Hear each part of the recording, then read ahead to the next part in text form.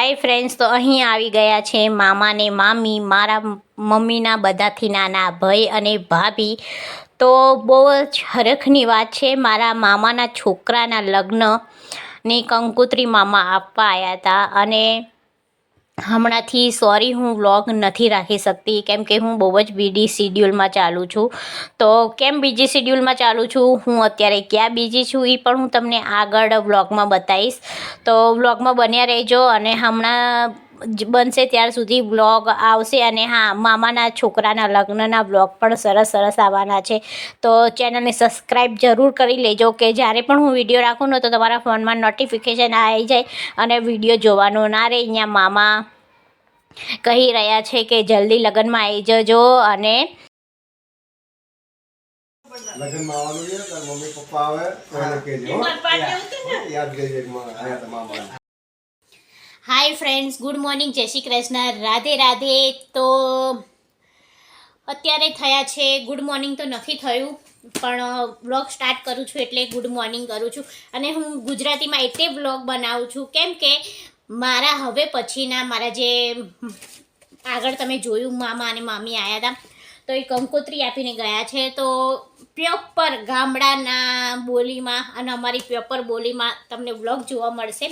જેમ કે મેં આગળ ગુજરાતીમાં વ્લોગ બનાવ્યા હતા એ રીતે તો મામા અને મમ્મી આવ્યા હતા અને મને આપીને ગયા છે કંકોત્રી, જેનો હું બહુ ટાઈમથી વેઇટ કરતી હતી કે મામા અને મામી કંકોત્રી આપી જાય એની પછી તૈયારી કરીશ શરૂ. તો બી હું તૈયારી શરૂ કરીશ.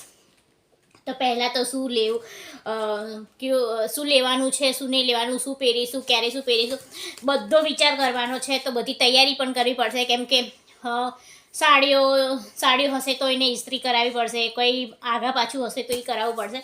તો છે લગ્ન છે 12 તારીખે અને આજે થઈ છે 31. તો 10 દિવસ રહ્યા છે. અને આમ પણ મારે જોબ ચાલુ છે તો જોબમાં સવારથી સાંજ સુધી મને ટાઈમ નથી મળતો. સાંજે જોબથી બહુ લેટ થઈ જાય છે, 7:30 8 વાગી જાય છે આવતા ઘરે આવીને રસોઈ આ તે બધું કામ પતાવતા 9-10 વાગી જાય. સાંજે 10 પણ આવે તો જમ્યા અને સીધા સૂઈ ગયા. તો બસ આ રીતે જ રૂટીન થઈ જાય છે. તો આજે તો જેમ કે મારી તબિયત ખરાબ હતી તો હું ઘરે રજા ઉપર હતી, પણ સમથિંગ કાલથી અથવા પરમ દિવસથી હું જોબ પાછી કન્ટિન્યુ ચાલુ કરીશ.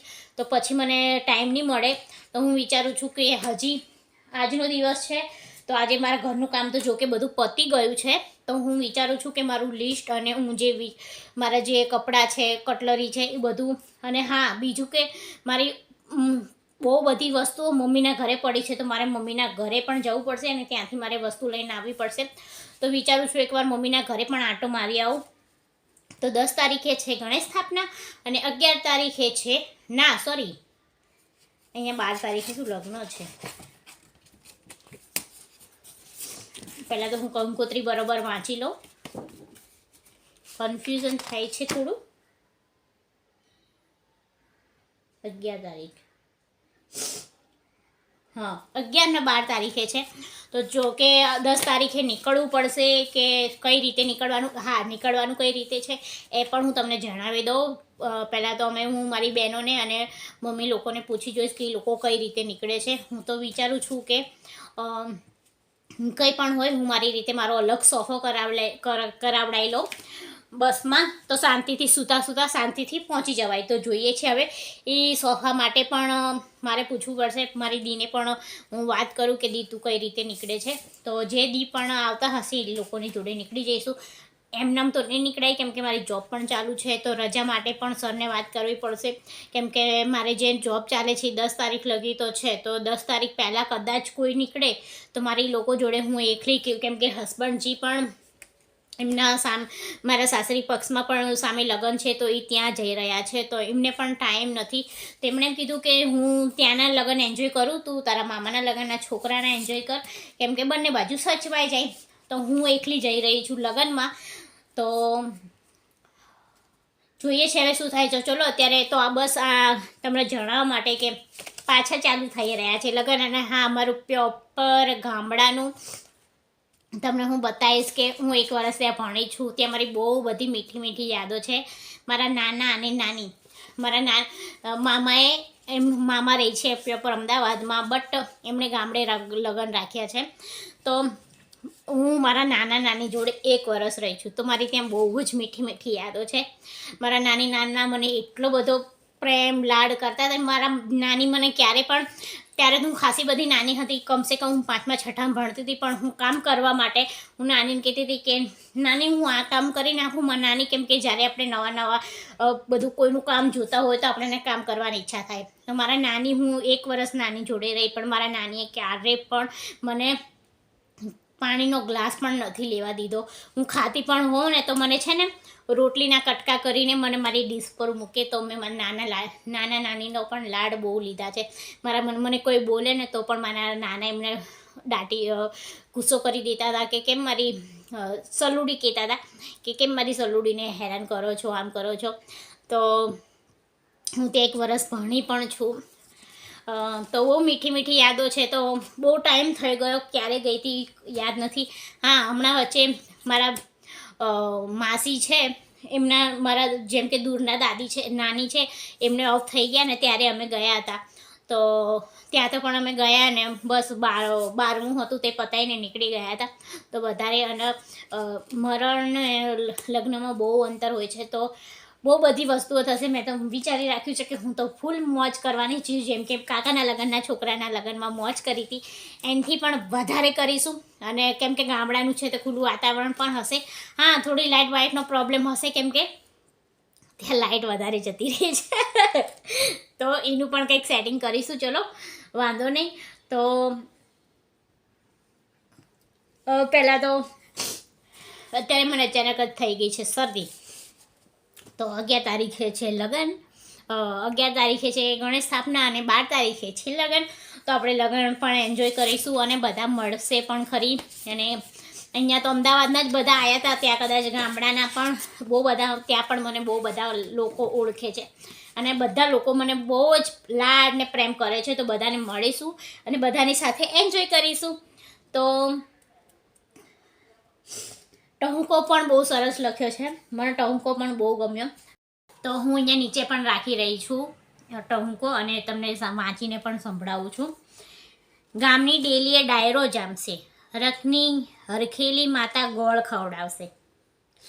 મોટીમાં ગીતડા ગવડાવશે. મોજીલી બહેનો રાહડે રમશે. હોંસીલી ભાભીઓ ઓરણા લેશે. ઓરણા એટલે સમથિંગ દુખણા હશે, આઈ ડોન્ટ નો, ખબર નહીં. નટખટ ફૈબા ભત્રીજાને ઘોડે ચડાવશે. ફૈબા, મારા મમ્મી ફૈબા થાય છે. જ્યારે ધીમા પગલે ઘૂંઘટમાં લપટાયેલી નમણી વહુ પરિવારમાં આવશે. સરસ. અમારા કાકા મામાના લગ્નમાં જરૂરથી આવજો. ઓકે. મને ટહુકો બહુ જ ગમ્યો કેમ કે ટહુકામાં બધાનું ઉચ્ચારણ કરેલું છે. જેમ કે ગામડામાં લગ્ન છે એટલે ગામડું આવી ગયું, હરખથી મમ્મીનું આવી ગયું. તો દરેક માતા પિતાને, બહેનોને પોતાના ભાઈના, પોતાના દીકરાના લગ્નની બહુ જ બેસબરીથી ઇંતજાર હોય છે કે મારા ભાઈના મેરેજમાં હું આ કરીશ કે પછી મારા દીકરાના લગ્નમાં હું આ કરીશ. બધાની ખ્વાહિશો અલગ અલગ હોય છે.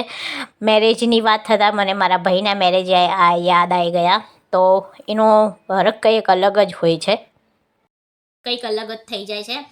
તો માતાનું આવી ગયું કે માતા ગોળ ખવડાવશે. મોટી મમ્મી આવે છે, એ ગીત ગવડાવશે ટૂંકમાં. અને મોજીલી બહેનો રમશે. છોકરીઓને તો બીજું કંઈ ના હોય, બહેનો તો રમવાનું જોઈએ.